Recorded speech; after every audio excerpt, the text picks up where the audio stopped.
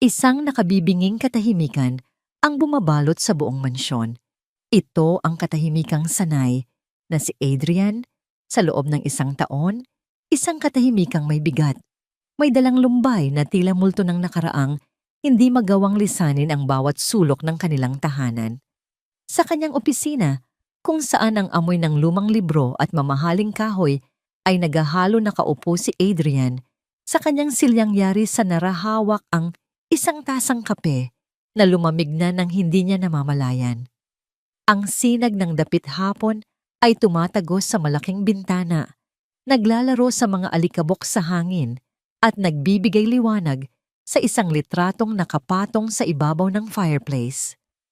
Isang batang lalaki, mga 4 na taong gulang, na may ngiting hanggang tenga at mga matang kumikinang sa saya. Sa tuwing tinitingnan ni Adrian ang litratong iyon, isang pamilyar na kirot ang nanunuot sa kanyang dibdib. Sa gitna ng katahimikang iyon, isang matinis na kalabog ang biglang bumasag dito, lag. Isang malakas na pagbagsak ng seramikong bandeya, sinundan ng tunog ng nabasag na tasa at pagtilapon ng mainit na likido sa sahig na gawa sa kahoy. Napabalikwas si Adrian. Ang kanyang pagod na mga mata ay agad na dumapos sa bagong kasambahay si Leah na nakatayo malapit sa pinto. Si Leah ang babaeng halos hindi mo mapapansin sa sobrang tahimik ang babaeng laging nakayuko na tila takot sa sarili niyang anino. Ngunit ngayon, nakatayo siya roon, hindi gumagalaw ang mga kamay, ay nanginginig sa gilid ng kanyang uniforme. Ang mukha niya ay parang papel sa putla at ang kanyang mga mata ay nanlalaki na katitig, hindi sa nagkalat na bubog sa sahig, kundi sa litrato sa ibabaw ng fireplace. Anong problema mo? Iritableng tanong ni Adrian. Ang kanyang pasensya ay kasi nipis na ng sinulid. Hindi sumagot si Leah, tila wala siyang narinig. Dahan-dahan niyang itinaas ang nanginginig na daliri, itinuturo ang litrato. Sir? Nagsimula siyang magsalita, ang boses ay basag at nanginginig. Sir ang bata. Ang batang yan sa litrato. Humahagulgol na siya ngayon, hindi mapigilan ang mga luhang bumubuhos mula sa kanyang mga mata. Kilala ko po siya, kasama ko po siya sa ampunan. Ang mga salita ay tumama kay Adrian na parang malakas na sampal. Anong pinagsasabi mo? Mariin niyang tanong tumayo. Mula sa kanyang silya, ang galit ay napalitan ng pagkalito. Nababaliw ka na ba? Pulutin mo ang mga yan at bumalik ka sa kusina. Ngunit hindi kumilos si Leah. Para siyang posteng nakatayo roon. Ang mga mata ay nakapako pa rin sa ngiti ng bata sa litrato. Hindi po ako nababaliw, sir. Sigurado po ako. Siya yan. Siya si Daniel. Daniel. Isang pangalan. Isang pangalang hindi niya narinig ng halos 30 taon. Isang pangalang pilit niyang ibinaon sa pinakamalalim na bahagi ng kanyang alaala, kasama ng lahat ng sakit at pangungulila. Para siyang binuhusan ng nagyayelong tubig. Sa 3 mabilis na hakbang narating ni Adrian ang fireplace at dinampot ang litrato. Hinarap niya ito kay Leah, ang kanyang mga kamay ay mahigpit na nakahawak sa gintong frame. Ito ang kapatid ko, ang kakambal ko. Sabi niya, ang boses ay mababa at puno ng babala. At patay na siya. Nalunod siya sa dam noong 4 na taon pa lang kami. Kaya paano mo siya makikilala? Umiling-iling si Leah, pinupunasan ng kanyang mga luha gamit ang likod ng kamay. Hindi ko po alam ang tungkol sa pagkamatay, sir. Pero ang alam ko, ang batang yan, si Daniel. Lumaki po siyang kasama ko sa Bahay Pag-asa. Siya ang pinakamatalik kong kaibigan. Pakiramdam ni Adrian ay hinihigop ang lahat ng hangin mula sa kanyang baga. Ang opisyal na kwento, ang kwentong sumira sa kanilang pamilya ay malinaw sa kanyang isipan. Isang linggo ng umaga, isang iglap na paglingon ng kanilang ama at ang maliit na katawan ni Daniel ay nawala na lang sa tabi ng tubig. Ang mga araw ng paghahanap, ang sombrero niyang natagpuang lumulutang. Ang konklusyon pagkalunod. Walang katawan pero idineklarang patay. Ang kanilang ina ay unti-unting namatay sa kalungkutan at ang kanilang ama ay ibinao ng sarili sa trabaho hanggang sa sumunod ito. Naiwan si Adrian na pasa ng bigat ng isang kasalanang hindi naman sa kanya. Imposible.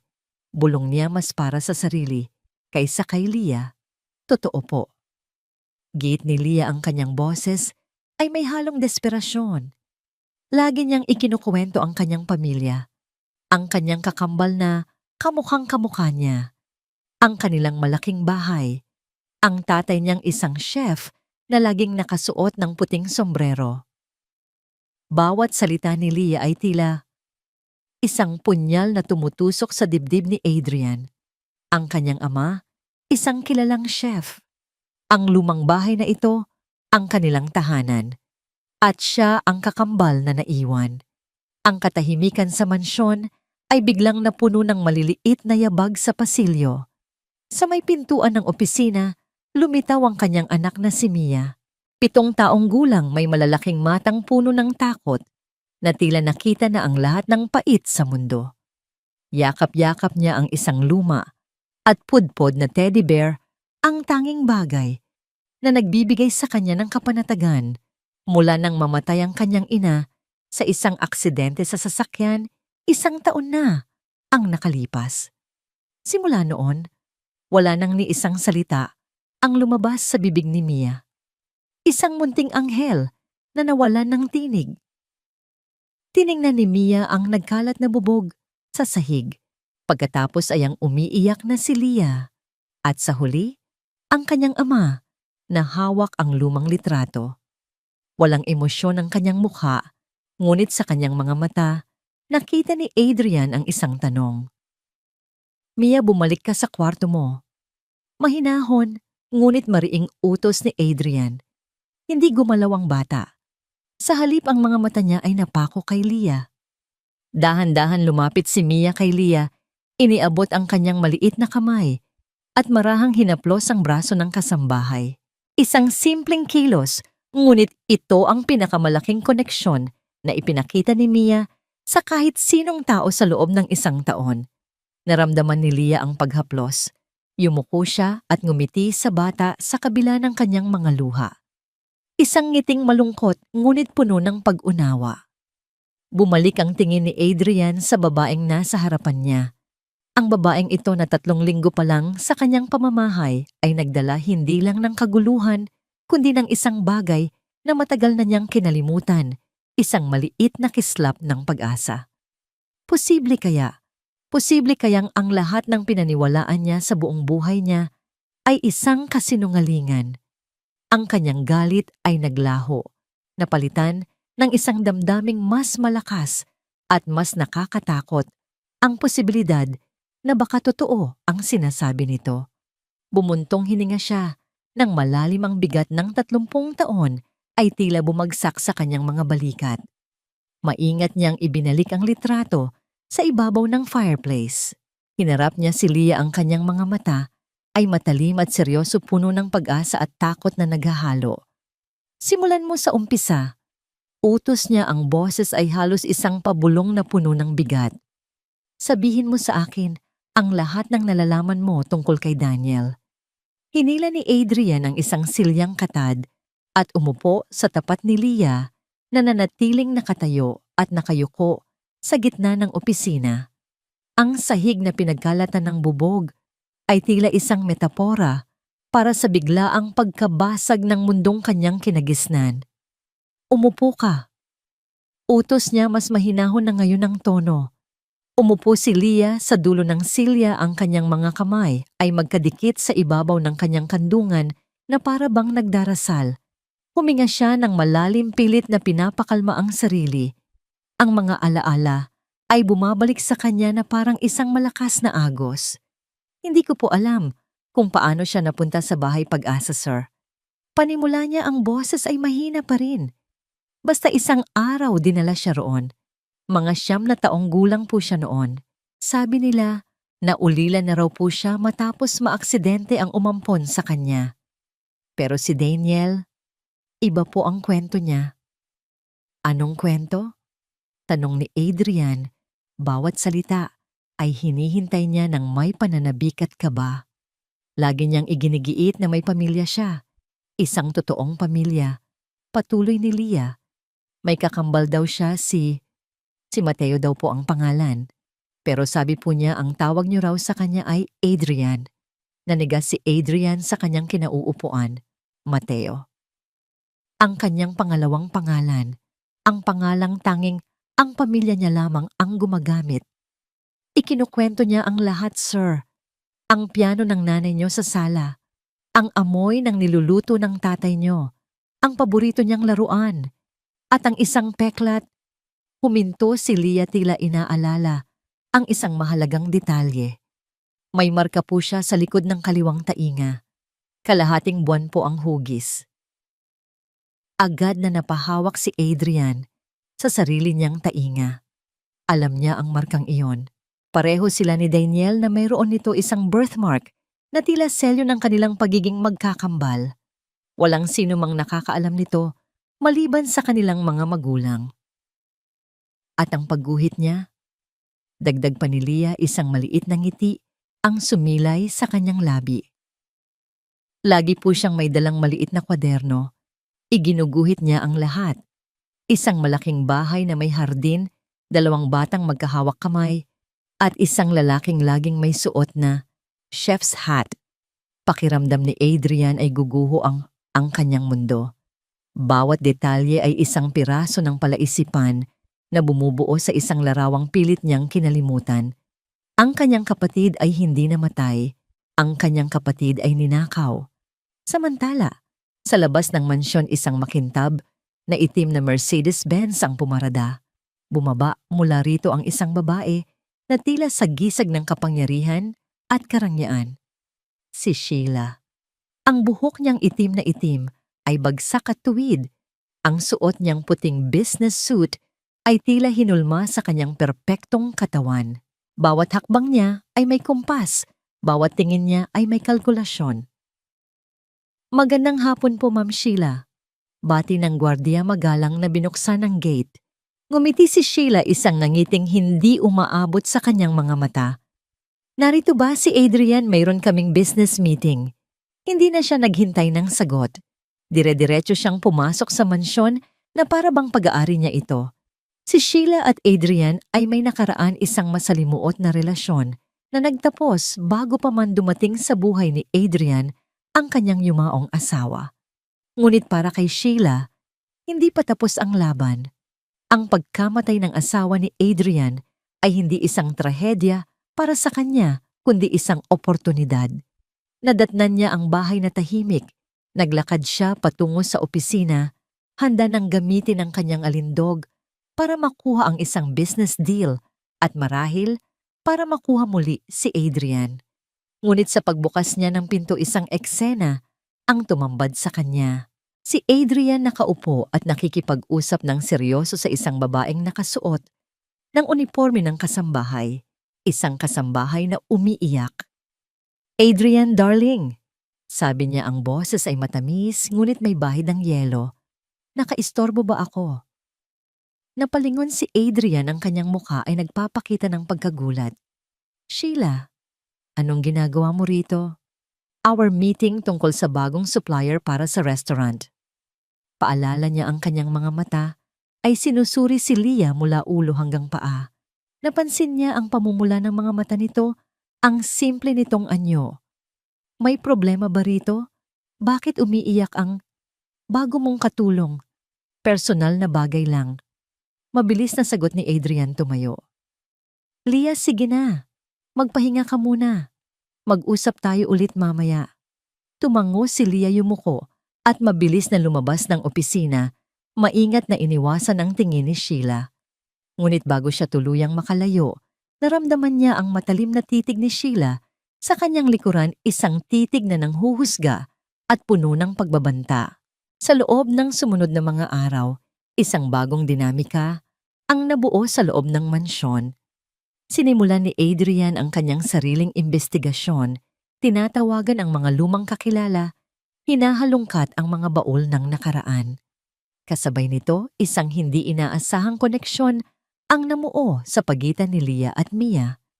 Isang hapon, habang naglilinis si Leah sa labas ng kwarto ni Mia, nag-iwan siya ng isang maliit na papel sa ilalim ng pinto.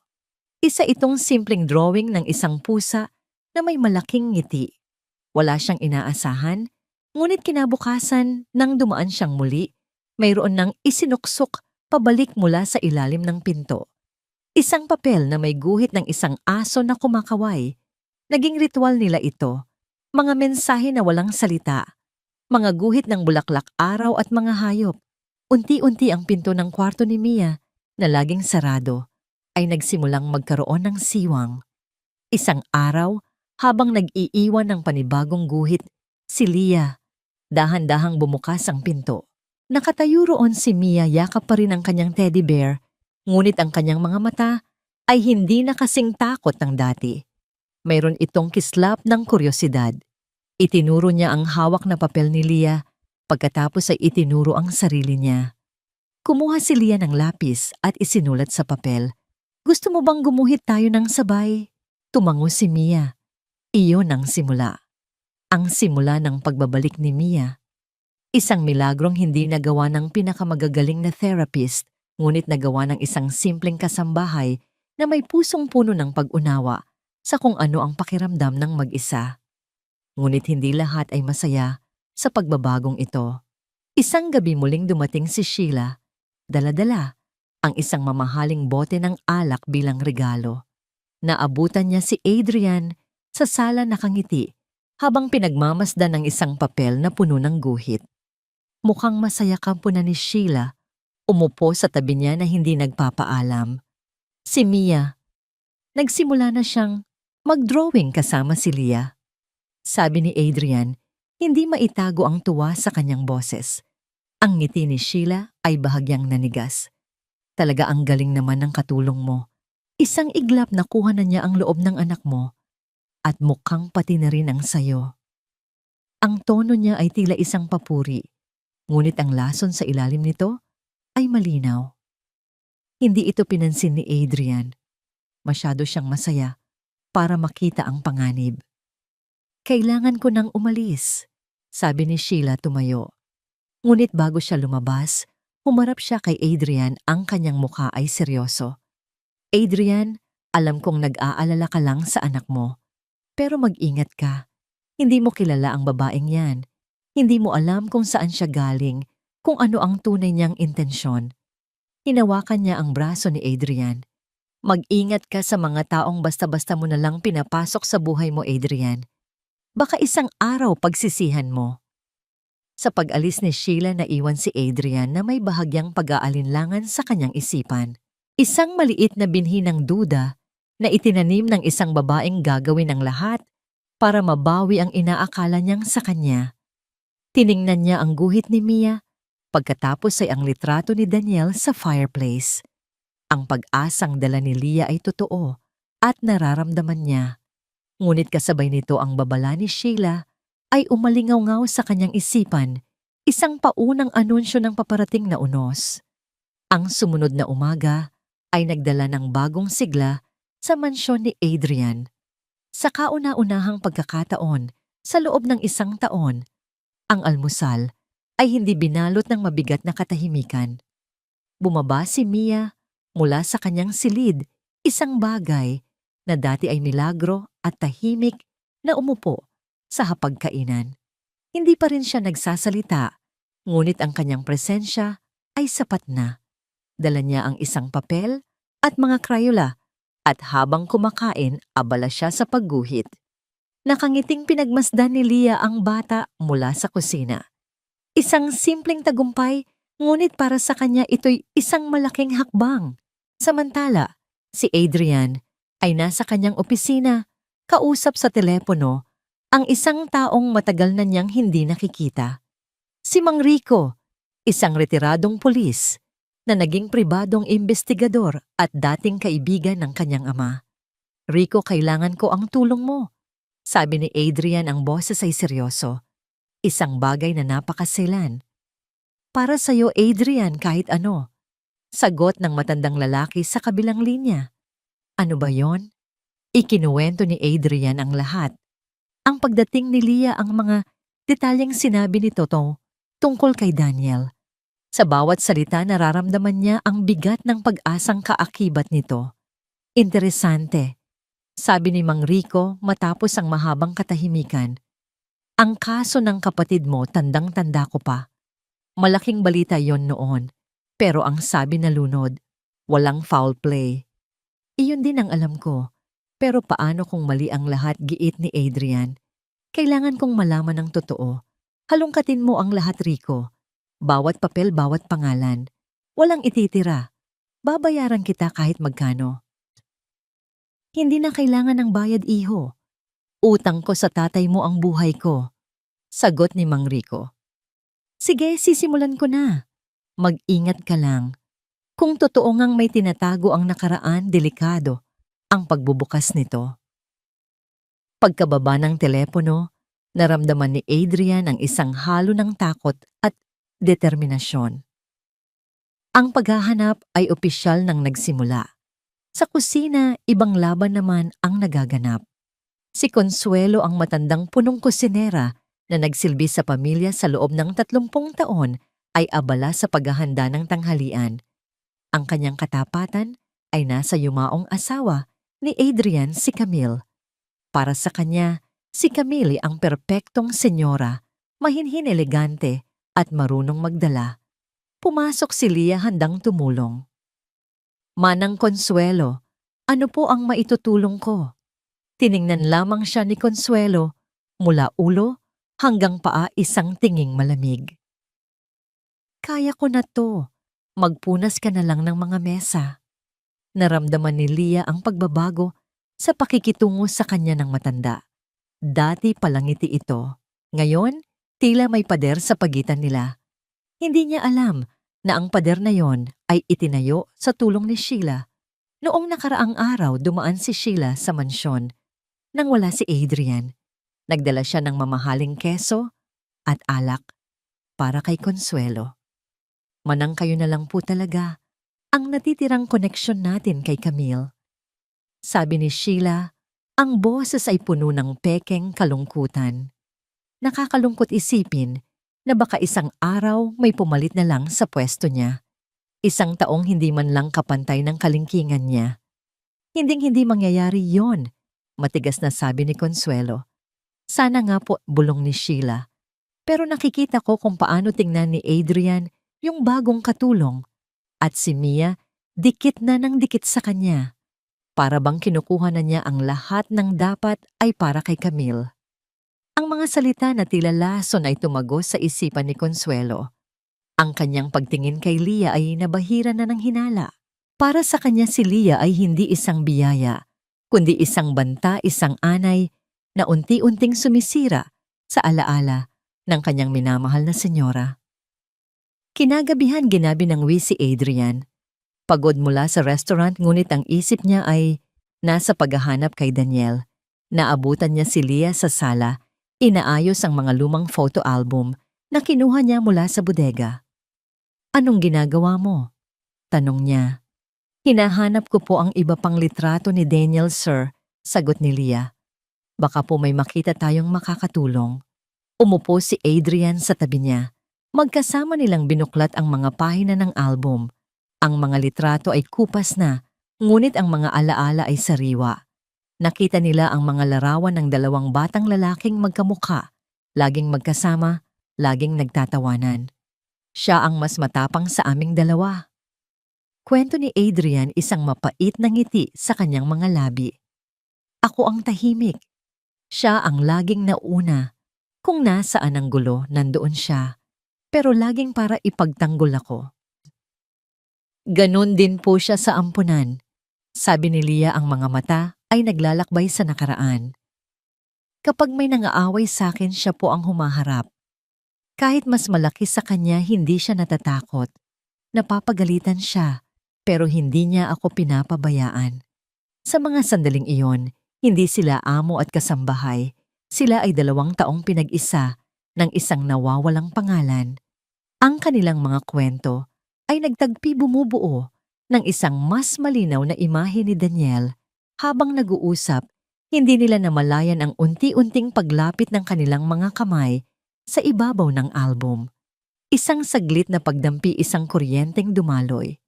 Agad nilang binawi ang kanilang mga kamay, parehong naiilang.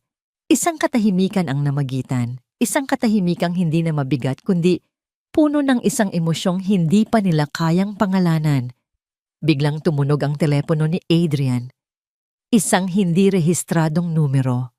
"Hello, Adrian, si Rico to." Agad na napatayo si Adrian.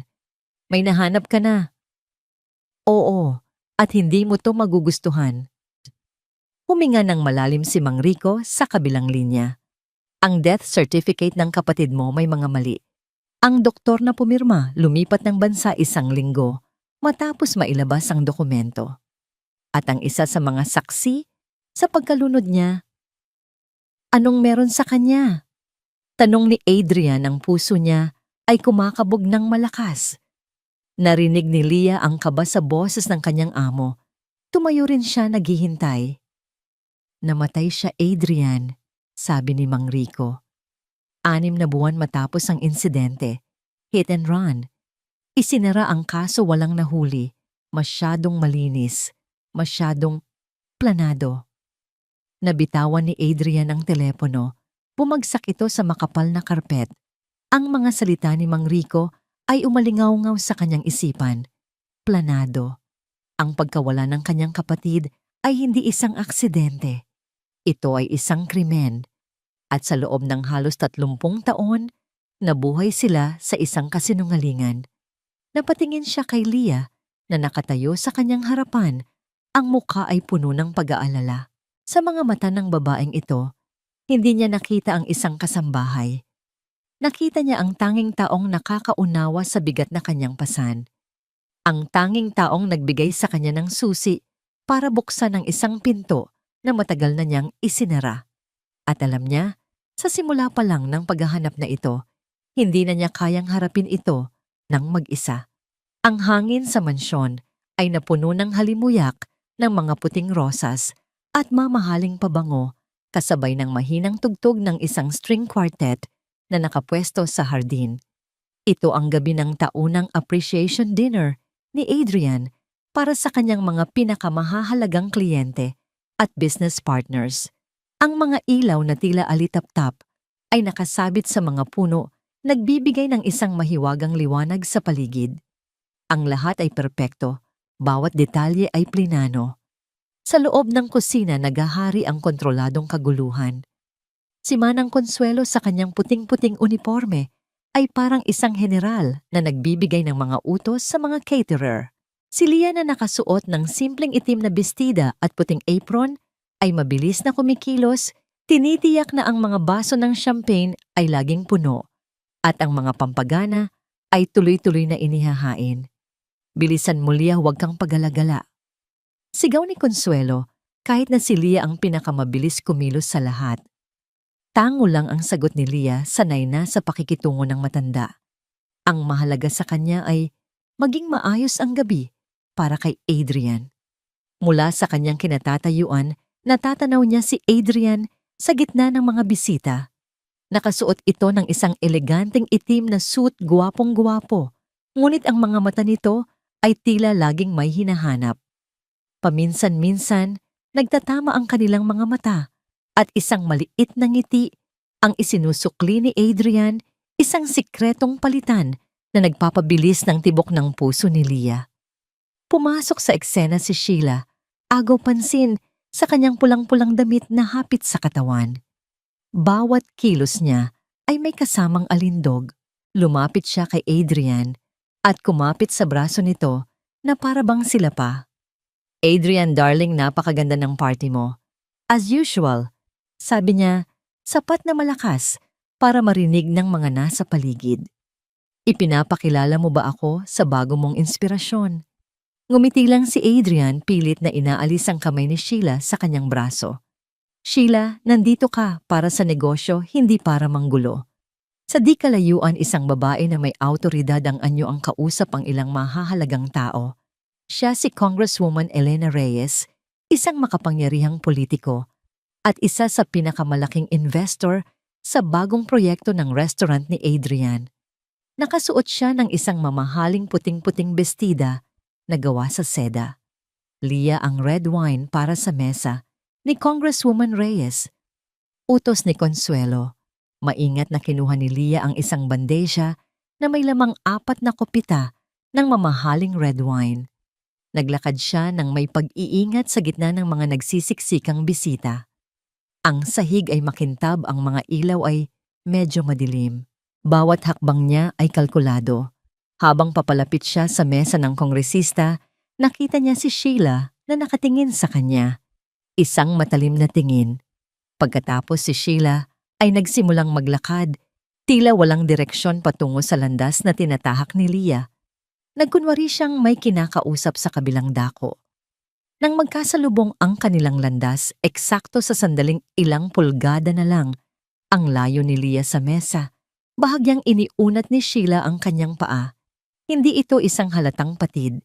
Ito ay isang maliit, halos hindi mapapansing kilos, isang kilos, na kung titingnan ay isang aksidente lamang. Ang dulo ng sapatos ni Sheila ay tumama sa sakong ni Liya. Isang iglap. Nawala ng balanse si Liya. Ang kanyang katawan ay umalog ang bandeja, sa kanyang mga kamay ay tumabingi. Sa isang desperadong pagtatangka na iligtas ang mga kopita, ibinuhos niya ang kanyang bigat sa kabilang panig. Ngunit huli na ang lahat. Whoosh! Ang 4 na kopita ng red wine ay tila nag-slow motion sa hangin. Ang matingkad na pulang likido ay lumipad gumuhit ng isang arko sa hangin at eksaktong bumagsak sa dibdib ng puting-puting bestida ni Congresswoman Reyes. Isang kolektibong pagsinghap ang pumuno sa hardin. Tumigil ang musika. Ang lahat ng mga mata ay napunta sa eksena. Ang mukha ni Congresswoman Reyes ay namula sa galit at hiya. Nakatayo siya roon, ang kanyang mamahaling damit ay may malaking mantsa na parang dugo. Si Liya ay natigilan, ang walang lamang bandeha ay nanginginig sa kanyang mga kamay. Naku po, paumanhin po. Hindi ko po sinasadya. Bulong niya, ang mukha ay namumutla. Bago pa man makapagsalita si Adrian, si Sheila na ang unang umeksena. Lumapit siya, ang mukha ay puno ng pekeng pag-aalala. Diyos ko, anong ginawa mo? Sigaw niya kay Liya, ang boses ay matinis at puno ng akusasyon. Tingnan mo ang ginawa mo sa damit ni Congresswoman. Wala ka bang mata? Hindi ka ba marunong mag-ingat?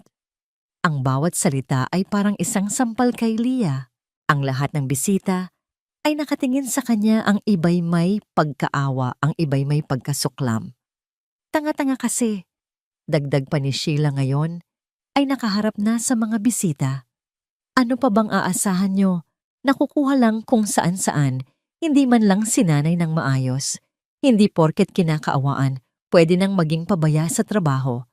Lalong lumakas ang bulungan. Sheila, tama na. Mariing sabi ni Adrian papalapit. Bakit, Adrian? Ipagtatanggol mo pa ba siya? Hamon ni Sheila, ang kanyang boses ay umaalingaw-ngaw. Nakakahiya. Sa harap ng lahat ng mahahalagang tao, ipinapahiya ka ng katulong mo. Sa bagay, anong alam ng mga ganitong tao sa etiquette at class? Ang mga katulad niya ay hindi nababagay sa mga lugar na tulad nito. Ang mga salitang katulad niya ay tumusok ng malalim sa puso ni Liya. Pakiramdam niya ay hinubaran siya ng dignidad sa harap ng lahat. Ang kanyang pagkatao ay binuod sa isang salita, katulong. Isang mababang uri, isang walang kwenta. Nakatayo si Adrian doon sa gitna ng kanyang empleyado at ng kanyang mga kliyente. Nakita niya ang sakit sa mga mata ni Liya. Nakita niya ang nag-aapoy na galit sa mga mata ni Congresswoman Reyes. Nakita niya ang mapanuyang ngiti sa mga labi ni Sheila. Naramdaman niya ang titig ng lahat, naghihintay sa kanyang susunod na hakbang. Ang utak niya na laging mabilis sa negosyo ay biglang blangko. Ang bigat ng kahihiyan at ang presyo ng sitwasyon ay bumagsak sa kanya. Pasensya na po, Congresswoman, sabi ni Adrian ang boses. ay pilit na pinapakalma. Ako na po ang bahala sa lahat. Isang aksidente lamang po. Tiningnan siya ng masama ng politiko bago tumalikod at nagmamartsa paalis, kasama ang kanyang mga alalay. Pagkaalis ng kongresista ang atensyon ay bumalik kay Leah na nakatayo pa ring parang estatwa. Tiningnan siya ni Adrian. At sa sandaling iyon, sa harap ng lahat ng taong naroroon, sa ilalim ng presyon, sa gitna ng kahihiyan, hindi niya nagawang ipagtanggol si Leah. Walang salitang lumabas sa kanyang bibig para sabihing hindi ito kasalanan ni Leah para komprontahin si Sheila. Ang sinabi lang niya sa isang boses na malamig at walang emosyon ay, "Pumasok ka na sa loob." Iyon lang. Para kay Leah ang mga salitang iyon ay mas masakit kaysa sa lahat ng panlalait ni Sheila. Ang katahimikan ni Adrian ay isang pag-amin na sa huli, isa lang siyang kasambahay na nagdulot ng gulo. Tumalikod si Leah, hindi tumitingin kahit kanino. Habang naglalakad siya pabalik sa mansyon, naramdaman niya ang bawat titig na nakatutok sa kanyang likuran. Ang bawat bulungan ay parang mga karayom. At sa pagpasok niya sa madilim na pasilyo, isang luha ang pumatak mula sa kanyang mata. Isang luha ng pagkabigo. Hindi dahil sa kahihiyan, kundi dahil sa lalaking inaasahan niyang magiging kakampi niya, ngunit sa huli ay pinili na manahimik. Nang umalis ang huling bisita, ang mansyon ay muling nilamon ng katahimikan. Ngunit hindi na ito ang malungkot na katahimikang sanay si Adrian. Ito ay isang katahimikang mabigat sa tensyon. Bawat sulok ay tila sumisigaw ng mga hindi nasabing salita. Ang mga naiwang pagkain sa mesa at mga basong may bahid ng alak ay mga piping saksi sa naganap na sakuna. Inutusan ni Adrian ang mga caterer na ligpitin ang lahat at umuwi na. Tanging si Manang Consuelo at si Leah na lamang ang naiwan kasama niya. Nakita ni Adrian si Leah sa kusina tahimik na naghuhugas ng mga pinaggamitan. Ang likod nito ay tuwid, ngunit nararamdaman niya ang bigat sa mga balikat nito. Ang bawat kilos nito ay mekanikal, walang buhay. Leah, tawag niya, ang boses ay pagod. Dahan-dahang humarap si Leah. Ang mga mata niya ay bahagyang namumugto, ngunit ang kanyang mukha ay walang emosyon, isang maskarang pilit na isinuot para itago ang sakit. "Po, sir. Pumunta ka sa opisina. Mag-usap tayo." Sa loob ng opisina, ang amoy ng alak at sigarilyo ay naghahalo. Umupo si Adrian sa kanyang silya at iminuwestra ang silya sa tapat niya. Hindi umupo si Leah. Nanatili siyang nakatayo malapit sa pinto. Nagpapanatili ng distansya na tila isang invisible na pader ang nakapagitan sa kanila. Ang nangyari kanina, panimula ni Adrian, hindi alam kung paano sisimulan. "Ipinahiya mo ako, Leah, sa harap ng lahat ng kliyente ko." Ang mga salita ay tumama kay Leah na parang sampal. Inaasahan niya ang galit, pero hindi ang direktang paninisi. "Aksidente po yun, sir." Mahina niyang sagot, ang boses ay nanginginig. "Hindi ko po sinasadya. May bumangga po sa akin."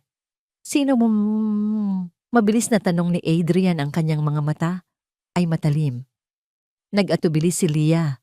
Sasabihin ba niya? Maniniwala ba siya sa kanya? Sa huli umiling siya yumuko. "Hindi ko po nakita ng maayos. Masyadong mabilis po ang pangyayari." Hindi niya kayang mag-akusa ng walang ebidensya. Alam niyang sa pagitan niya at ni Sheila ang salita niya ay hangin lamang. Bumuntong hininga si Adrian, ipinikit ang mga mata at hinilot ang kanyang sentido. "Kailangan kong ayusin ang gusot na ito kay Congresswoman Reyes. Malaking bagay ito. Hindi mo naintindihan." "Naiintindihan ko po," sabi ni Leah, at sa wakas ay nag-angat ng tingin. Ang kanyang mga mata ay puno ng nasasaktang pagtataka. "Pero ang hindi ko po maintindihan ay kung bakit po wala kayong sinabi?" Ang tanong na kanina pabumabagabag sa kanya ay, sa wakas ay lumabas. Hinayaan niyo pong laitin ako ni Ma'am Sheila sa harap ng lahat. Hinayaan niyo po silang isipin na isa akong tanga. Natigilan si Adrian dahil tama si Leah. Sa gitna ng kaguluhan, ang inisip niya ay ang kanyang negosyo, ang kanyang reputasyon. Hindi niya inisip si Leah. Nataranta ako, Leah. Masyado magulo ang lahat. Isang mapait na ngiti ang sumilay sa labi ni Leah. O baka po dahil sa huli, iyon din po ang tingin niyo sa akin. Sabi niya ang pait, sa kanyang boses ay hindi na maitago. Isa lang akong kasambahay na nagkamali. Isang problema na kailangang ayusin. Isang nakabibinging katahimikan ang namayan. Sa puso ni Adrian, alam niyang may mali sa kanyang ginawa. Nakaramdam siya ng matinding pagkakasala. Ngunit ang pride at ang stress ay pumigil sa kanyang aminin ito. Mula ngayon, sabi niya sa halip, ang boses ay malamig at formal, isang desperadong pagtatangka na bawiin ang kontrol. Kailangan nating mag-ingat. Para maiwasan ang ganitong gulo, mas mabuti sigurong limitahan muna ang pakikipag-usap mo kay Mia. Parang bombang sumabog ang mga salitang yon kay Leah. Ang kanyang mga mata ay nanlaki sa gulat.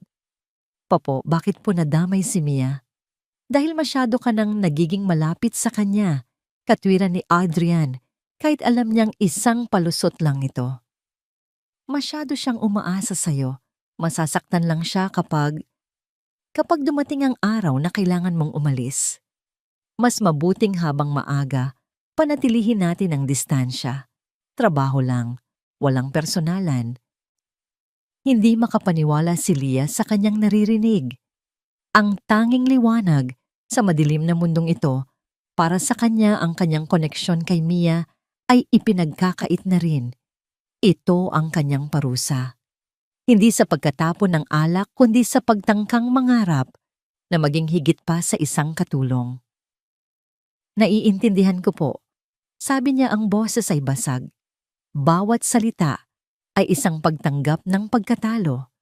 Kung iyon po ang gusto niyo, sir. Tumalikod siya at lumabas ng opisina. Isinara ang pinto nang walang ingay. Sa pag-alis niya, naiwan si Adrian sa isang katahimikang mas masahol pa kaysa dati, ang katahimikan ng isang taong alam na may ginawa siyang mali, ngunit huli na para bawiin. Sa itaas sa likod ng bahagyang nakabukas na pinto ng kanyang silid, narinig ni Mia ang lahat. Narinig niya ang pagtatalo, ang malamig na tono ng kanyang ama, ang sakit sa boses ni Leah. Yakap-yakap niya ang kanyang teddy bear, ang maliliit niyang kamao ay nakakuyom. Ang maliit na pag-asang nagsimulang sumibol sa kanyang dibdib ay biglang nalanta. Bumulong siya sa kanyang laruan. Ayoko na sa'yo, Papa.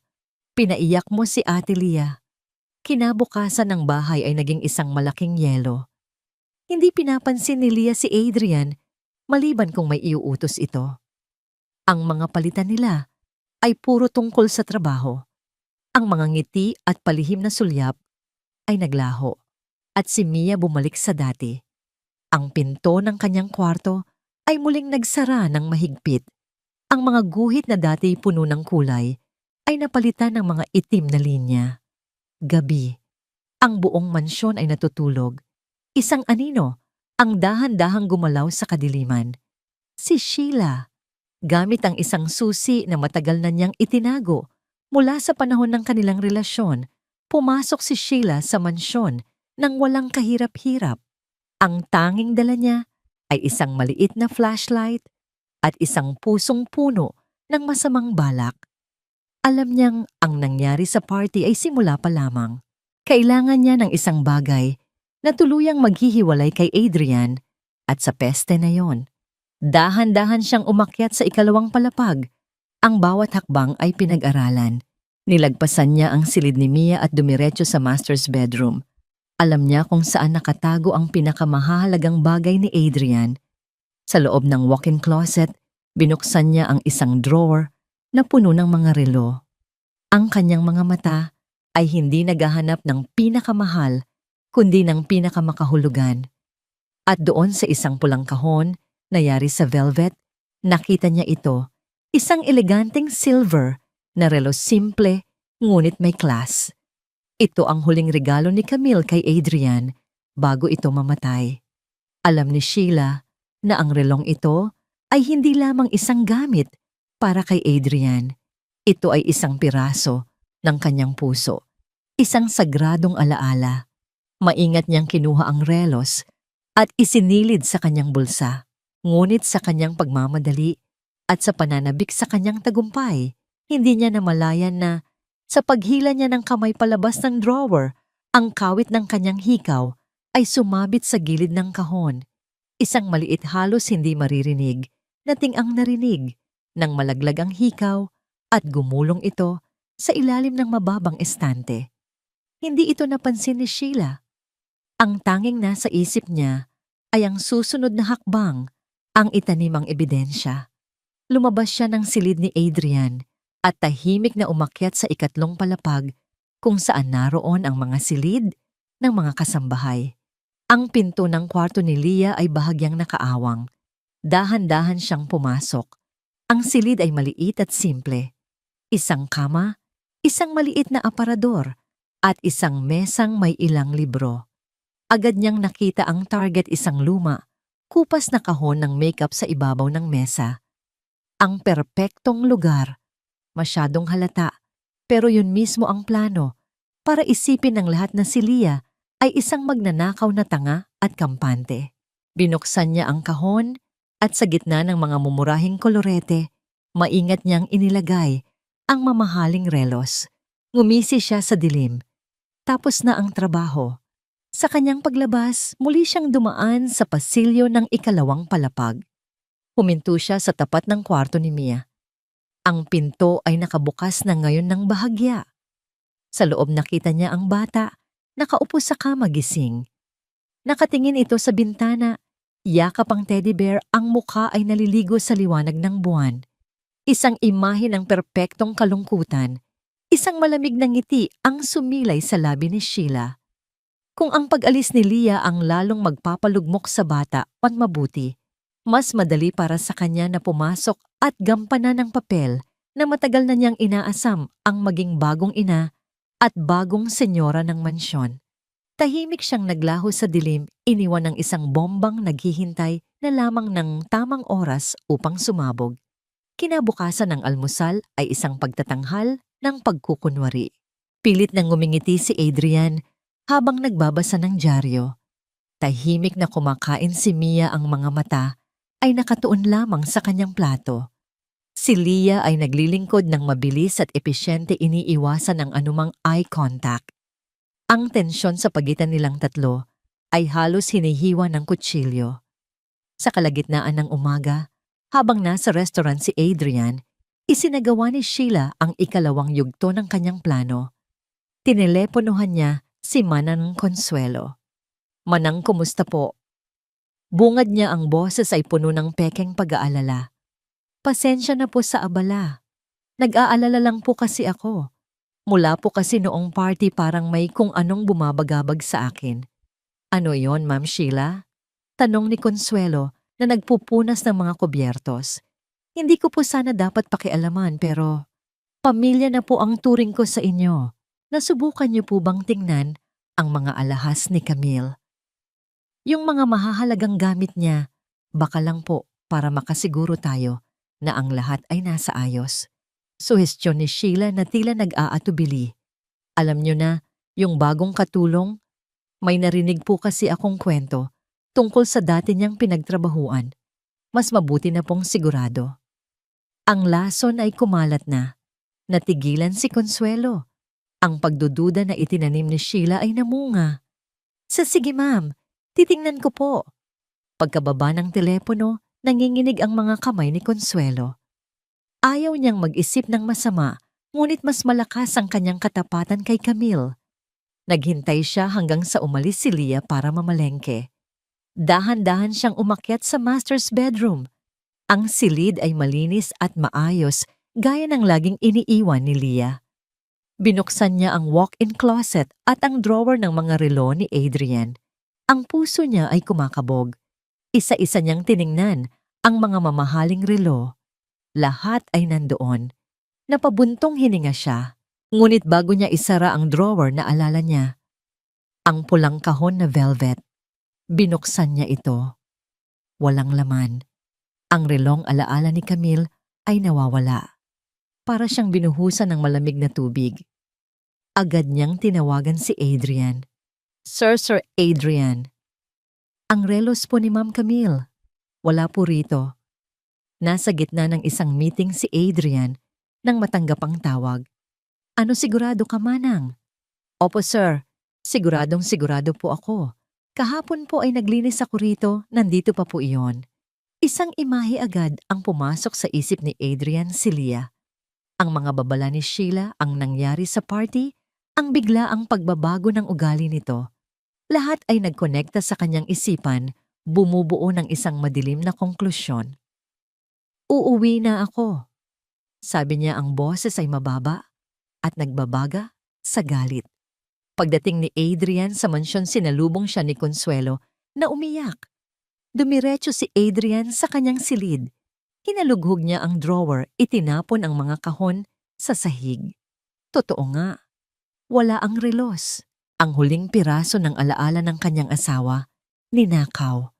Sa loob mismo ng kanyang pamamahay. Isang nakakabiinging galit ang kumulo sa kanyang dugo. Ang lahat ng pagtitimpi, lahat ng pagdududa, lahat ng stress, lahat ay sumabog. Nasaan si Leah? Sigaw niya, ang boses ay umalingaw-ngaw sa buong bahay. Kakararating lang po galing palengke, sir. Nasa kwarto niya po. Nanginginig na sagot ni Consuelo. Parang isang bagyo, mabilis na umakyat si Adrian sa ikatlong palapag. Hindi na siya kumatok. Malakas niyang itinulak ang pinto ng silid ni Leah. Bangong na Leah ko, ma.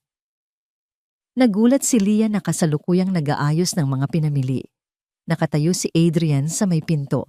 Ang muka ay contorted sa galit, ang mga mata ay nag-aapoy. Sir, anong? Nasaan ang relos? Putol niya sa sasabihin ni Tinito. Ang boses ay kalmado, ngunit nakakatakot. Anong relos po, sir? Naguguluhang tanong ni Leah. Huwag ka nang magkunwari. Sigaw niya, pumasok sa silid at sinimulang halughugin ang mga gamit nito. Binuksan niya ang maliit na aparador, itinapon ang mga damit sa sahig. Sir, ano po bang ginagawa niyo? Wala po akong kinukuha. Umiiyak na, sabi ni Leah. Sinusubukang pigilan siya. Sinungaling. Tinabig niya ang kamay ni Leah. Ang kanyang mga mata ay napadako sa mesa. Nakita niya ang luma, kupas na kahon ng makeup. Kinuha niya ito. Teka, personal ko pong gamit yan. Hindi siya pinakinggan ni Adrian. Binuksan niya ang kahon. At doon sa ibabaw ng mga mumurahing kolorete, kumikinang ang silver na relos. Ang mundo ni Leah ay gumuho. Hindi. Hindi sa akin yan. Hindi ko alam kung paano yan napunta dyan. Bulong niya, ang muka ay puno ng hindi makapaniwalang takot. Tiningnan siya ni Adrian. Ang pagtatraidor ay malinaw na nakaukit sa kanyang mukha. Itinaas niya ang relos. Hindi mo alam. Pinagkatiwalaan kita, pinapasok kita sa bahay ko, sa buhay ng anak ko. Tapos ito ang isusukli mo sa akin. Isa kang magnanakaw. Hindi po totoo yan. Maniwala po kayo sa akin. Humahagulgol na pakiusap ni Leah, lumalapit sa kanya. Ang galit ni Adrian ay umabot sa sukdulan.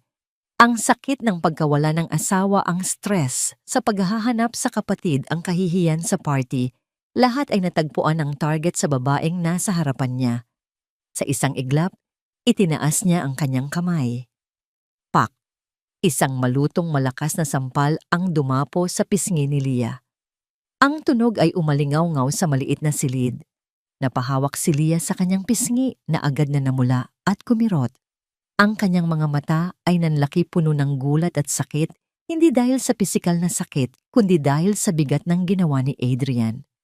Ang luhang kanina pa niya pinipigilan ay bumuhos na parang agos ng ilog. Nakatayo si Adrian doon, ang kamay ay nanginginig sa ere, ang paghinga ay mabilis. Sa isang bahagi ng kanyang isipan, May nagsasabing mali ang ginawa niya, ngunit ang galit ay masyadong malakas. Ayoko nang makita ang pagmumukha mo. Sabi niya, ang boses ay nanginginig sa galit. Kunin mo ang mga basura mo at umalis ka sa pamamahay ko. Itinuro niya ang pinto, ang kanyang daliri ay nanginginig. Layas, umalis ka sa pamamahay ko ngayon din. Hindi na siya nagsalita pa. Tumalikod siya at iniwan si Leah na nakaluhod sa sahig sa gitna ng mga nagkalat niyang damit, basag ang puso at pasan ang isang kasalanang hindi niya ginawa. Ang tunog ng pagsara ng pinto ay parang isang hatol na tuluyan nang nagsara sa lahat ng kanyang mga pangarap. Ang sampal ay mas mababa pa ang sakit kaysa sa bigat ng katahimikan na sumunod. Naiwan si Leah na nakaluhod sa sahig. Ang init ng palad ni Adrian ay tila nakamarka pa rin sa kanyang pisngi. Ang mga salitang layas ay paulit-ulit na umuukil-kil sa kanyang isipan. Bawat ulit ay mas masakit kaysa sa nauna. Nanginginig ang buong katawan niya habang pinipilit niyang pulutin ang mga damit na isinaboy ni Adrian. Bawat piraso ng tela, isang kupas na t-shirt, isang lumang pantalon ay tila sumisigaw ng kanyang abang kalagayan. Wala na siyang lakas para umiyak. Ang mga luha ay natuyo na napalitan ng isang malamig na pamamanhid. Ang tanging dala niya ay isang lumang backpack. Isinilid niya roon ang kanyang iilang damit, ang librong bigay sa kanya noon sa ampunan at ang maliit na litrato ni Daniel na palihim niyang kinopya. Sa pag-alis niya sa maliit na silid na naging kanlungan niya sa loob ng ilang buwan, hindi na siya lumingon pa. Habang bumababa siya sa hagdanan, ang bawat baitang ay isang paalala ng kanyang pagbagsak. Ang dating mainit at nagbibigay pag-asang tahanan ay isa na ngayong malamig at dayuhang lugar. Sa sala nakita niya si Manang Consuelo, nakatayo sa isang sulok, hindi makatingin sa kanya ng diretso. Sa mga mata ng matanda, nakita ni Leah ang isang anino ng pagsisisi, ngunit huli na ang lahat. Nasa may pinto na siya, handa nang harapin ang hindi tiyak na kadiliman sa labas, nang isang maliit na tinig ang tumawag sa kanya mula sa itaas ng hagdan. Ate Leah! Napahinto si Leah, ang puso niya ay tila pinipiga. Dahan-ahan siyang lumingon. Nakatayo roon si Mia sa kanyang maliit na pajama, yakap ang kanyang teddy bear. Ang mga mata ng bata ay malawak at puno ng takot, hindi naiintindihan ang bigat ng nangyayari. Saan ka pupunta gabi na? Tanong ni Mia. Ang bawat salita ay isang munting patak ng lason sa sugatan ng puso ni Leah. Bumuhos muli ang mga luha ni Leah. Lumuhod siya para maging kapantay ng bata. Kailangan ng umalis ni Ate Leah, Mia. Umiling-iling si Mia, ang kanyang maliit na labi ay nanginginig.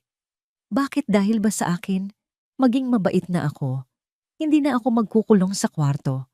Magsasalita na ako. Ate Leah, huwag ka lang umalis. Ang mga salitang iyon ay tuluyang dumurog sa puso ni Leah.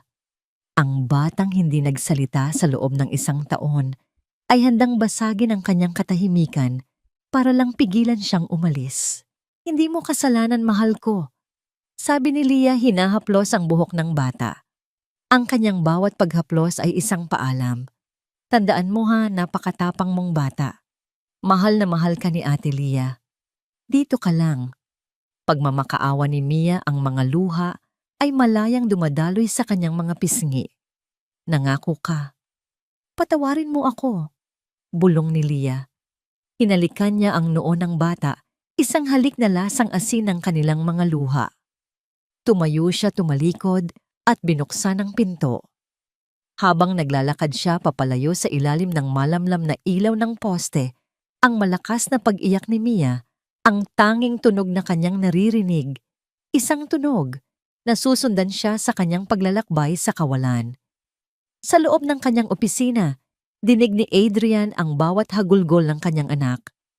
Nakaupo siya sa dilim, hawak ang ninakaw na relos at isang bote ng alak. Bawat iyak ni Mia ay parang isang martilyong pumupukpok sa kanyang dibdib, ngunit hindi niya magawang tumayo. Pinparalisado siya ng galit ng pagtatraidor at ng isang maliit na kakainis na boses sa kanyang isipan na nagsasabing baka nagkamali siya. Ngunit isinantabi niya ito. Ang ebidensya ay malinaw. Ang sakit ay totoo.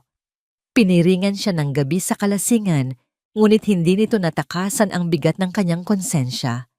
Si Leah ay nagpalakad-lakad sa mga kalsada ng Maynila, walang tiyak na patutunguhan. Ang simoy ng gabi ay malamig at nagsimulang umambon.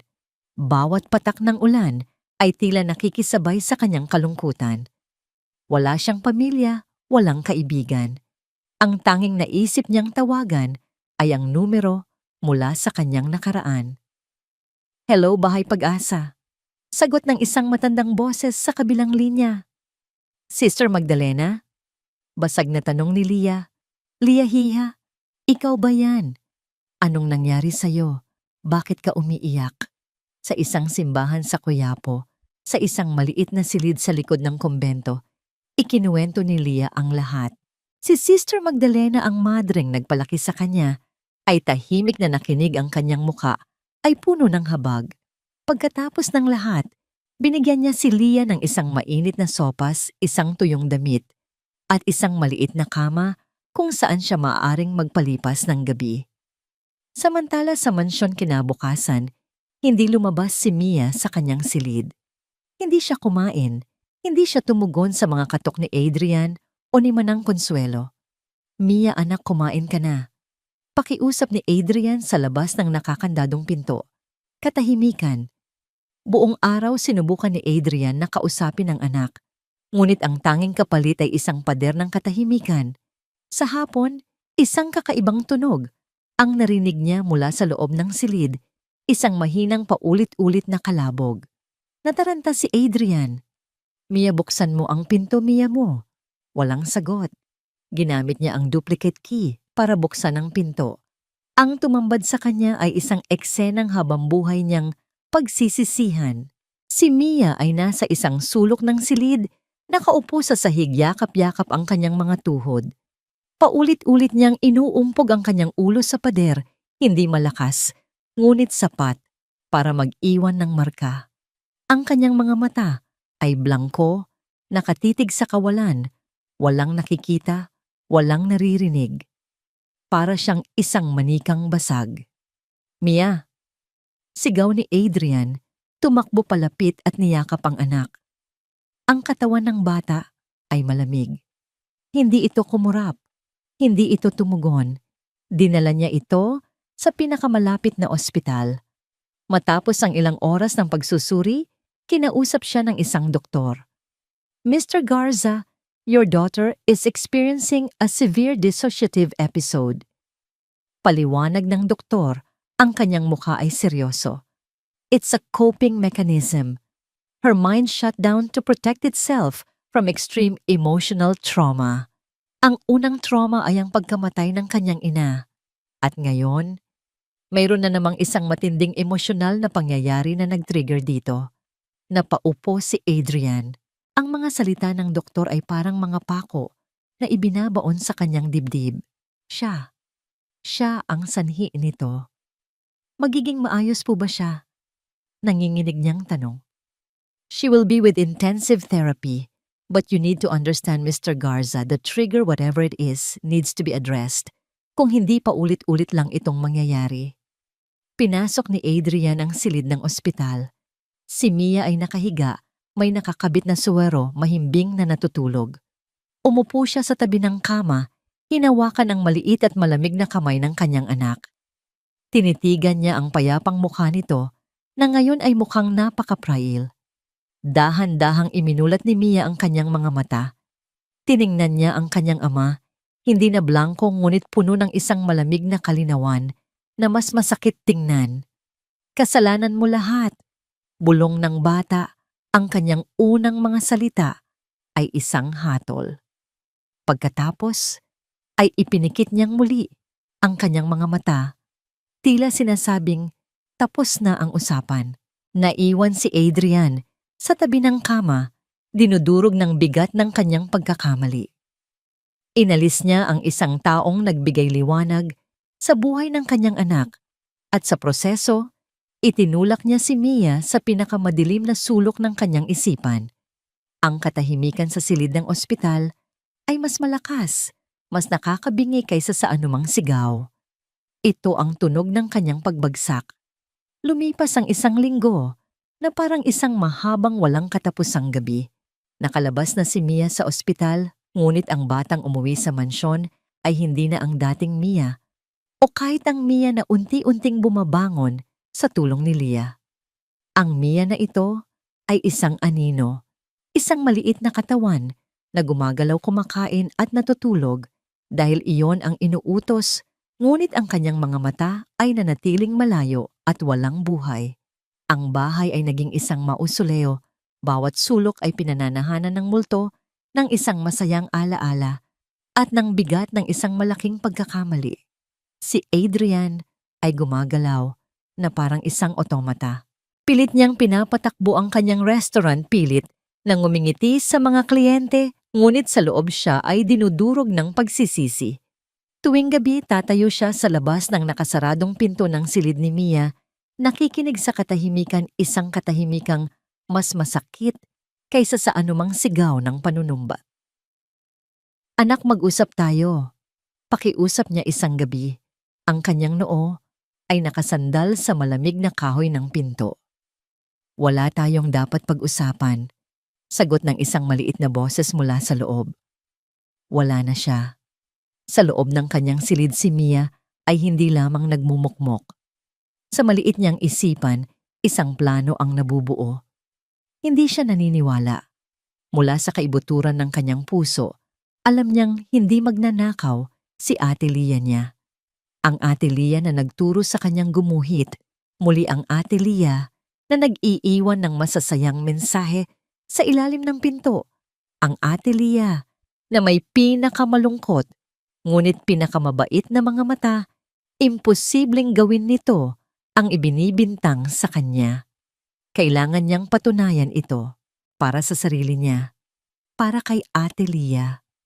Isang hapon habang ang nurse na binayaran ni Adrian para magbantay sa kanya ay nasa banyo, sinimulan ni Mia ang kanyang imbestigasyon. Dahan-dahan siyang lumabas ng kanyang silid. Ang bawat hakbang ay maingat. Ang kanyang unang destinasyon, ang silid ni Ate Leah, sa ikatlong palapag. Nang pumasok siya, ang amoy ni Leah ay nandoon pa rin, isang mahinang halimuyak ng sabon at pag-asa. Ang silid ay halos walang laman, ngunit malinis. Tiningnan niya ang paligid, hinahanap ang kahit anong bagay na hindi ordinaryo. Wala siyang nakita.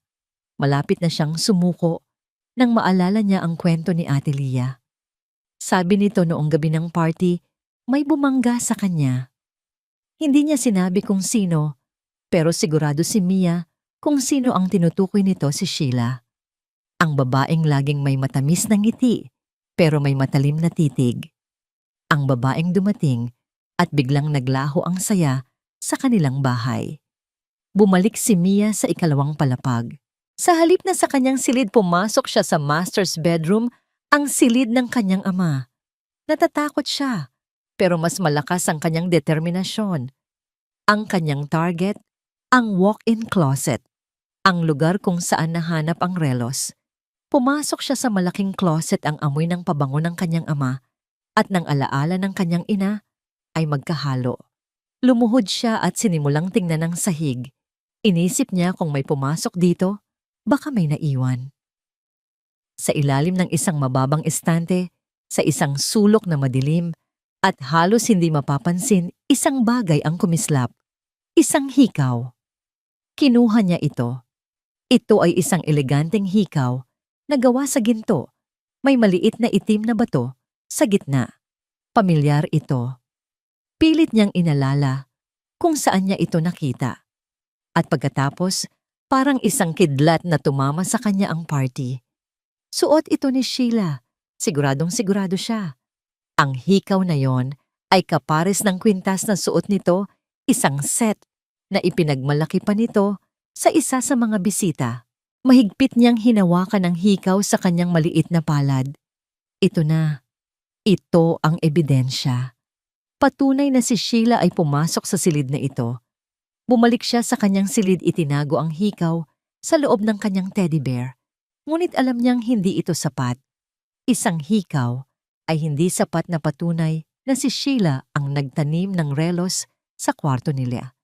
Kailangan niya ng higit pa. Kinagabihan habang nasa opisina ang kanyang ama, muli siyang pumasok doon. Alam niyang may tinatagong recorder ang kanyang ama sa isa sa mga drawer para sa mga business meetings. Nakita niya itong ginagamit minsan. Nahanap niya ito. Isang maliit itim na device. Pinag-aralan niya ito. May isang pulang button, record, at isang berdeng button. Play. Simple lang. Dala ang hikaw at ang recorder, naghintay si Mia. Kinabukasan gaya ng inaasahan niya dumating si Sheila. Nagdala ito ng mga bulaklak at cake, nagkukunwaring nag-aalala sa kalagayan ni Mia. Adrian, kamusta na si Mia? Hindi ako mapakali kakaisip sa kanya. Sabi ni Sheila, ang boses ay puno ng pekeng awa. She's recovering. Maikling sagot ni Adrian. Napakabuti mo talagang ama. Puri ni Sheila. Mabuti na lang. At nalaman mo ang tungkol sa babaeng iyon. Isipin mo kung nagtagal pa siya rito, baka kung ano pang mas masama ang nagawa niya. Mula sa itaas ng hagdan, pinapanood sila ni Mia. Nang makita siya ni Sheila agad, itong ngumiti ng malapad. Mia darling, halika rito, sa tita Sheila mo. Bumaba si Mia, ang kanyang mukha ay seryoso. Sa kanyang likuran, nakatago ang kanyang mga kamay. Sa isang kamay, hawak niya ang hikaw. Sa kabila ang recorder na pinindot na niya ang pulang button. Tita Sheila, sabi niya, ang kanyang boses ay malinaw at matatag. Yes, sweetie. Ipinakita ni Mia ang hikaw. Naiwan niyo po ito. Ang nangiti ni Sheila ay bahagyang natigilan. Nanlaki ang kanyang mga mata nang makita ang hikaw. Sa saan mo yan nakuha? Sa closet ni Daddy. Sa ilalim po ng estante. Sagot ni Mia, ang kanyang mga mata ay hindi kumukurap. Naglalaro po ako ng taguan, tapos nakita ko. Bakit po kayo pumasok sa closet ni Daddy? Nagpanik si Sheila. Tumingin siya kay Adrian na ngayon ay nakakunot ang noo, naguguluhan. Nonsense. Hindi sa akin yan. Baka sa nanay mo yan. Hindi po. Sabi ni Mia. Kilala ko po lahat ng gamit ni Mommy. At suot niyo po yan noong party. Nakita ko po. Sinungaling na bata. Sigaw ni Sheila, hindi na makapagpigil. At doon ipinakita ni Mia ang kanyang huling baraha. Kung hindi po sa inyo, bakit po kayo ang kumuha ng relos ni Mommy at nilagay sa kwarto ni Ate Lia? Ang buong sala ay nabalot ng nakabibinging katahimikan. Si Sheila ay namutla. Anong pinagsasabi mo? Narinig ko po kayo. Pagsisinungaling ni Mia, ang kanyang boses ay puno ng kumpiyansa. Narinig ko po kayong may kausap sa telepono. Sabi niyo, naitanim ko na ang relos. Bukas tapos na ang malanding katulong na yon. Yung isang perpektong kasinungalingan, hinango mula sa mga kontrabida, sa mga librong binabasa sa kanya ni Lia. Ngunit para kay Sheila, na ginugulat ng ebidensya ng hikaw ang kasinungalingan, ay tumama na parang katotohanan. Ang kanyang depensa ay gumuho. Wala kang pruweba. Sigaw niya, ang kanyang boses ay matinis sa pagkataranta. Tumingin siya kay Adrian. Adrian, huwag kang maniwala sa bata. Nagsisinungaling lang yan para maibalik ang yaya niya. Si Adrian ay nakatayo lang doon, pinapanood ang eksena. Nakita niya ang takot sa mga mata ni Sheila. Nakita niya ang determinasyon sa mga mata ng kanyang anak. Ang isang hikaw, ang isang akusasyon, at ang isang malaking pagdududa na nagsimulang mabuo sa kanyang isipan. Tumakbo si Mia, pabalik sa opisina. Kinuha ang isang bagay mula sa mesa ng kanyang ama at bumalik. Ipinakita niya ito kay Sheila. Ang relos, bakit niyo po ito kinuha? Tanong niya muli. Ang kanyang boses ay hindi nanginginig. Sa puntong iyon, tumakbo si Mia palapit sa kanyang ama, hindi na sa takot, kundi para humingi ng saklolo. Papa, ayoko na po sa kanya. Pakiusap, paalisin niyo na po siya. Tiningnan ni Adrian si Sheila, ang babaeng minsan niyang minahal, na ngayon ay mukhang isang desperadong estranghero. At pagkatapos ay tiningnan niya ang kanyang anak na sa unang pagkakataon, sa loob ng 1 linggo, ay nagpapakita ng tunay na emosyon. Sheila, umalis ka na, sabi ni Adrian, ang boses ay malamig na parang yelo. Pero Adrian, sinabi kong umalis ka na. Naiwan silang mag-ama sa sala. Tahimik na kinuha ni Mia ang recorder mula sa kanyang bulsa at pinindot ang berdeng button. Walang boses ni Sheila na nagsasabing umamin ito. Tanging ang matinis nitong sigaw na sinungaling na bata. At wala kang pruweba. Ngunit para kay Adrian sapat na yon. Ang pagtanggi ni Sheila ay masyadong marahas, masyadong desperado. Ang hikaw ay isang matibay na ebidensya. At ang pinakamatibay sa lahat ang pananampalataya ng kanyang anak. Lumuhod siya sa harap ni Mia. Anak, patawarin mo si Papa. Tiningnan siya ni Mia, ang kanyang mga mata ay matigas pa rin. Hindi po ako ang dapat niyong hingan ng tawad. Tumayo si Adrian, ang isang desisyon ay buo na sa kanyang isipan. Tama ka. Kinuha niya ang kanyang telepono. Hahanapin natin siya. Hahanapin natin si Ate Lia at ibabalik natin siya sa bahay. Sa unang pagkakataon sa loob ng mahabang panahon, isang maliit na kislap ng pag-asa ang muling sumilay sa mga mata ni Mia. Ang unang hakbang ay ang pinakamahirap, ang pag-amin sa sarili na nagkamali siya ng napakalaki. Ang ikalawang hakbang ay ang paghahanap. Saan nila hahanapin si Lia? Wala siyang pamilya. Wala siyang sinabing pupuntahan, para siyang isang dahon na tinangay ng hangin. Ngunit may isang lugar na laging binabanggit ni Lia. Isang lugar na naging simula ng lahat. Bahay Pag-asa, bulong ni Adrian. Agad niyang tinawagan ng investigador na si Mang Rico. Sa loob ng ilang minuto, nakuha niya ang numero ng telepono ni Sister Magdalena. Nanginginig ang kamay ni Adrian habang nagdadial. Hello, sino to? Sagot ng isang formal na boses. Sister Magdalena. Ako po si Adrian Garza, ang dating amo ni Lia. Isang sandaling katahimikan ang sumunod, isang katahimikang puno ng paghuhusga. Ang lalaking nagpalayas sa kanya sa gitna ng gabi matapos siyang pagbintangan ng pagnanakaw. Sabi ng madre, ang boses ay matalim na parang patalim. Napalunok si Adrian. Nagkamali po ako, sister. Isang malaking pagkakamali.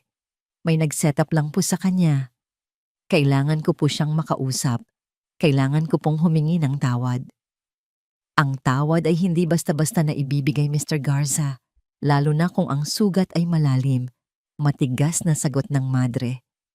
Hindi ko alam kung makabubuti sa kanya na makita kang muli. Sa tabi ni Adrian, narinig ni Mia ang pag-uusap. Hinila niya ang laylayan ng damit ng kanyang ama. Papa ako, bulong niya. Tumango si Adrian at iniabot ang telepono sa anak. Sige na anak. Inilapit ni Mia ang telepono sa kanyang tainga. Hello po. Sabi niya ang boses ay maliit ngunit malinaw. Ako po si Mia. Kaibigan po ako ni Ate Lia. Miss na miss ko na po siya. Nagkamali po si Papa, pero aayusin na po niya. Pakiusap po, tulungan niyo po kami. Isang mahabang katahimikan ang muling namayani sa kabilang linya. Nang magsalita muli, si Sister Magdalena, ang boses niya ay mas malambot na. Nasa St. Joseph Sanctuary siya sa may Mesa, isang bahay kalinga para sa mga kababaihan. Pero iho, sabi niya, bumalik ang babala sa kanyang tono. Isa pang beses nasaktan mo ang batang. Yan hindi lang Diyos ang makakalaban mo, pati na rin ako. Pangako po, sister. Hinding-hindi na mauulit. Taimtim na sagot ni Adrian. Ang biyahe papuntang Mesa ay puno ng kaba. Tahimik lang si Mia sa tabi niya Mahigpit ang hawak sa hikaw ni Sheila na nakabalot sa panyo. Nang marating nila ang isang luma ngunit maayos na gusali na may malaking krus sa harapan, bumaba sila. Ang hangin ay tila mas mabigat. Isang matandang madre ang sumalubong sa kanila sa pinto. Ano po ang kailangan nila? Hinahanap po namin si Leah, sabi ni Adrian. Pinapunta po kami ni Sister Magdalena. Tiningnan sila ng madre mula ulo hanggang paa. Maghintay kayo rito. Ilang minuto ang lumipas na parang oras. Bumalik ang madre, ang muka ay walang emosyon. Ayaw niyang bumaba. Wala na raw siyang kailangang sabihin sa inyo. Ang mga salita ay tumama kay Adrian na parang malakas na hangin na nagpatay sa natitirang kislap ng pag-asa. Napayuko siya. Ngunit si Mia ay hindi sumuko. Pakiusap po, sabi ng bata sa madre. Sabihin niyo po kay Ate Leah si Mia po ito. Sabihin niyo po may dala akong ebidensya. Nag-alinlangan ang madre, ngunit may kung anong nakita sa determinasyon sa mga mata ng bata. Muli siyang umakyat. Sa pagkakataong ito, mas matagal ang paghihintay. At pagkatapos sa itaas ng hagdanan, lumitaw si Leah. Mas payat siya. Ang dating kislap sa kanyang mga mata ay napalitan ng isang mapanglaw na pagod. Ang kanyang buhok ay nakatali lang ng simple. Nang makita niya si Adrian, isang pader ng yelo, ang agad na bumalot sa kanyang mukha. Ngunit nang dumapo ang kanyang mga mata kay Mia ang pader na iyon, ay nagkaroon ng lamat. Mia Sikom. Bulong niya ang pangalan ay isang buntong hininga. Tumakbo si Mia. Mabilis siyang umakyat sa hagdan at yumakap ng mahigpit sa mga binti ni Leah. Ate Leah, sabi ko na nga ba babalik ka? Niyakap ni Leah ang bata. Ipinikit ang kanyang mga mata. Ninamnam ang init ng yakap na matagal niyang pinanabikan. Nang maghiwalay sila, tumingin si Leah kay Adrian. Ang kanyang mukha ay muling naging malamig. Anong kailangan mo? Tanong niya, ang boses ay formal at walang emosyon. Kailangan kong humingi ng tawad, sabi ni Adrian dahan-dahang umaakyat sa hagdan. Huminto siya ilang baitang ang layo, iginagalang ang espasyo sa pagitan nila. Leah, ako. Nagkamali ako. Isang malaking hindi mapapatawad na pagkakamali. Hindi umimik si Leah. Naniwala ako sa kasinungalingan. Nagpadala ako sa galit at sinaktan kita. Ang kanyang boses ay nabasag. I'm so sorry, Leah. Patawarin mo ako. Isang mapait na ngiti ang sumilay sa labi ni Leah. Tapos na. Yun lang ba, isang sorry at okay na ang lahat? Burado na ang sampal, burado na ang kahihiyan, burado na ang sakit. Hindi mabilis na sagot ni Adrian. Alam kong hindi. Inilahad ni Mia ang kanyang kamay kay Leah. Ate Leah, tingnan mo. Sa palad ng bata ay naroon ang hikaw. Naiwan po ito ni Tita Sheila sa closet ni Papa. Siya po ang kumuha ng relos. Tinitigan ni Leah ang hikaw. Pagkatapos ay tumingin siya kay Adrian, ang kanyang mga mata ay nagtatanong. Totoo ang sinasabi niya, sabi ni Adrian. Si Sheila ang may pakana ng lahat. May ebidensya kami. At may recording ako ng pag-amin niya. Kinuha ni Adrian ang kanyang telepono at pinindot ang play. Isang boses ang umalingaw-ngaw sa hagdanan. Isang boses na puno ng galit at pag-amin. Oo na, ako ang nagtanim ng relos. Ginawa ko yun dahil sa akin si Adrian. Sa akin lang. At hindi ako papayag na isang hamak na katulong ang umagaw sa kanya. Nang matapos ang recording, isang luhang hindi na malaya ni Leah ay pumatak mula sa kanyang mata. Ito ang katotohanan. Ngunit bakit parang wala itong pagbabago sa bigat ng kanyang dibdib? Ang pruweba. Sabi ni Leah, ang boses ay mahina. Ngayon naniniwala ka na dahil may pruweba ka. Pero noong ako ang humihingi ng tulong, noong wala akong maipakita, kundi ang mga salita ko, hindi ka naniwala. Yumuko si Adrian, hindi makatingin sa kanya. Dahil duwag ako, Leah. Dahil takot akong masaktan ulit. At sa takot ko ako ang nanakit. Wala akong excuse. Walang dahilan na sapat para sa ginawa ko. Doon sa gitna ng hagdanan ng isang bahay kalinga, isang lalaking makapangyarihan at mayaman ang dahan-dahang lumuhod sa harap ng kanyang dating kasambahay. Hindi bilang amo, kundi bilang isang taong humihingi ng awa. Leah, sabi niya, ang kanyang mga mata ay kapantay na ngayon ng kay Mia, parehong nakatingin sa kanya nang may pagsusumamo. Hindi ko hinihiling na kalimutan mo, pero sana bigyan mo ako ng pagkakataong itama ang lahat. Bumalik ka sa amin, hindi bilang kasambahay. Huminto siya, huminga ng malalim. Bumalik ka dahil kailangan ka ni Mia. Dahil kailangan kita. Niyakap ni Mia ang kamay ni Leah. Pakiusap, Ate Leah. Malungkot ang bahay pag wala ka. Malungkot si Papa. Malungkot ako. Ikaw lang ang nagpapasaya sa amin. Tiningnan ni Leah ang mag-ama. Ang isang lalaking nagmamakaawa, hinubad ang lahat ng kanyang pride. At ang isang batang ang tanging hiling ay ang mabuo muli ang kanilang nasirang mundo.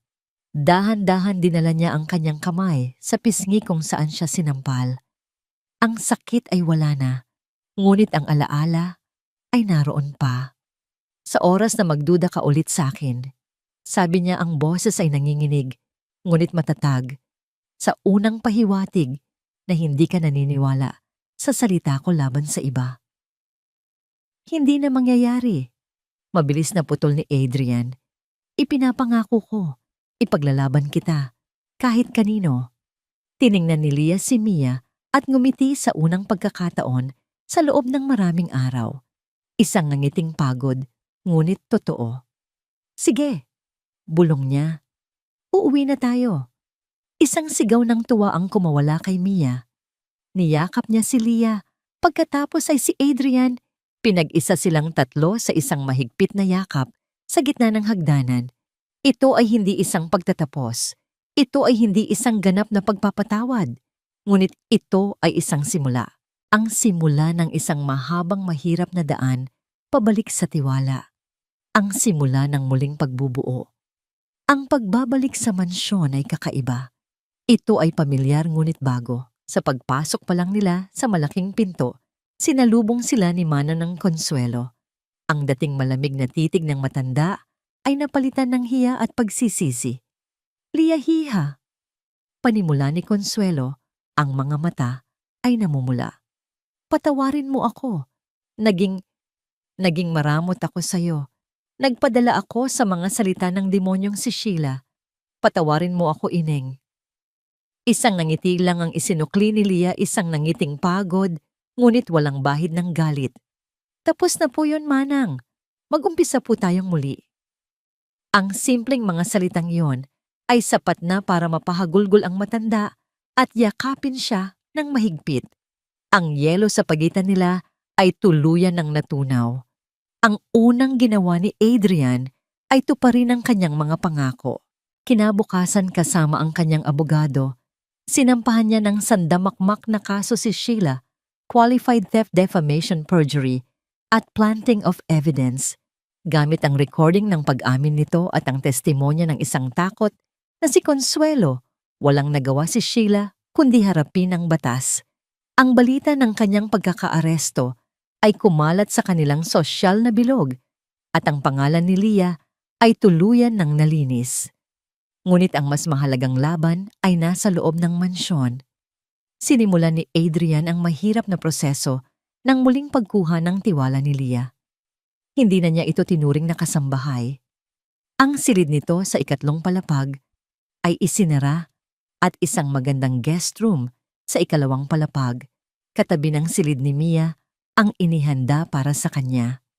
Hindi ka na empleyado rito, Leah, sabi ni Adrian. Pamilya ka na. Kasabay nito ang paghahanap kay Daniel ay muling binuhay ngayon ay may mas matinding determinasyon. Sa tulong ni Mang Rico at sa mga alaalang ibinahagi ni Leah, unti-unti nilang nabuo ang landas na tinahak ng nawawalang kapatid. Isang araw, isang tawag, ang nagpabago sa lahat. Adrian, Sabi ni Mang Rico sa kabilang linya ang boses ay may halong pananabik. May nahanap kami. Isang lalaki pangalan ay Daniel. Daniel Silva. Nagtatrabaho bilang chef sa isang sikat na food park sa Marikina. Nagpadala ako ng litrato sa email mo. Tingnan mo. Nanginginig ang mga kamay ni Adrian habang binubuksan ang kanyang laptop. At doon sa screen isang mukha ang tumitig pabalik sa kanya. Isang mukhang halos 30 taon na niyang hindi nakikita, ngunit kilalang kilala niya na parang sarili niyang refleksyon. Mas may edad, may kaunting balbas, ngunit ang mga mata. Ang mga matang yun ay walang pagbabago. Iyon ang mga mata ng kanyang kakambal. Ipinakita niya ang litrato kay Leah. Napahawak si Leah sa kanyang bibig. Ang mga luha ay muling namuo sa kanyang mga mata. Siya nga, bulong niya. Si Daniel nga yan. Kinabukasan Sabado, ang araw ng pagtatagpo. Nagpunta sila sa Marikina, si Adrian, si Leah at si Mia, na iginiit na kailangan niyang makilala ang kanyang tito Daniel. Ang food park ay maingay at puno ng tao. Ngunit sa gitna ng lahat isang food stall ang agad na nakaagaw ng kanilang pansin. Dan's Grill, basa sa karatula. At sa likod ng grill isang lalaki ang abala sa pag-aasikaso ng mga order. Kumikilos siya ng may kasanayan, ang bawat galaw ay tiyak at puno ng kumpiyansa. Kaparehong-kapareho ng mga galaw ni Adrian sa kusina. Hindi makahakbang si Adrian. Para siyang napako sa kanyang kinatatayuan, 10 metro ang layo mula sa kapatid na inakala niyang patay na. Ang 30 taon ng pangungulila, pagsisisi at pag-asa ay bumuhos lahat sa isang iglap. Si Leah ang unang kumilos. Dahan-dahan siyang lumapit sa stall. Naghihintay siya hanggang sa humupa ang pila. Isang order ng isaw pakiusap. Sabi niya ang boses ay nanginginig. Nag-angat ng tingin si Daniel, isang profesional na ngiti ang nasa kanyang labi. Sige po ma'am, sandali lang. Natigilan siya. Tinitigan niya ng maigi ang babaeng nasa harapan niya. Ang pamilyar na mga mata, ang hugis ng mukha. Ang ngiti niya ay unti-unting naglaho, napalitan ng gulat. Leah. Tumango si Leah, umiiyak na. Ako nga, Daniel. Binitiwan ni Daniel ang hawak na sipit. Lumabas siya mula sa likod ng stall. Hindi makapaniwala. Leah, akala ko hindi na kita makikita. Niyakap niya ito nang mahigpit, isang yakap ng 2 kaluluwang nagkahiwalay at muling nagtagpo. Hindi ako ang nakahanap sa'yo, sabi ni Leah nang maghiwalay sila. Itinuro niya ang direksyon kung nasaan si Adrian. Sinundan ng tingin ni Daniel ang kanyang daliri. At doon nakita niya si Adrian. Nakatayo, hindi gumagalaw, ang mukha ay basang-basa sa luha. Ang mundo ay tila tumigil sa pag-ikot para sa 2 magkapatid. Walang nagsalita. Tanging ang kanilang mga mata ang nag-usap, isang pag-uusap na tumagal ng 30 taon. Dahan-dahang lumapit si Daniel. Bawat hakbang ay mabigat. Nang magkaharap na sila, walang salitang namutawi. Niyakap ni Daniel si Adrian. Isang yakap na mahigpit, puno ng sakit ng nakaraan at ng saya ng kasalukuyan. At doon sa gitna ng maingay na food park, umiyak ang 2 lalaki na parang mga batang sa wakas ay muling nagkitang magkasama. Akala ko iniwan niyo ako, sabi ni Daniel sa pagitan ng mga hikbi. Hindi ko, sagot ni Adrian, umiling-iling. Hindi kailanman. Araw-araw, hinanap ka namin. Araw-araw. Ipinakilala ni Adrian si Mia. Anak ko, pamangkin mo. Ngumiti si Daniel, ang parehong pilantik ng nangiti na mayroon si Adrian. May pamilya ako. Bulong niya na, para bang isang panaginip. Ang mga sumunod na buwan ay isang panahon ng muling pagbubuo at pagdiriwang. Lumipat si Daniel sa mansyon.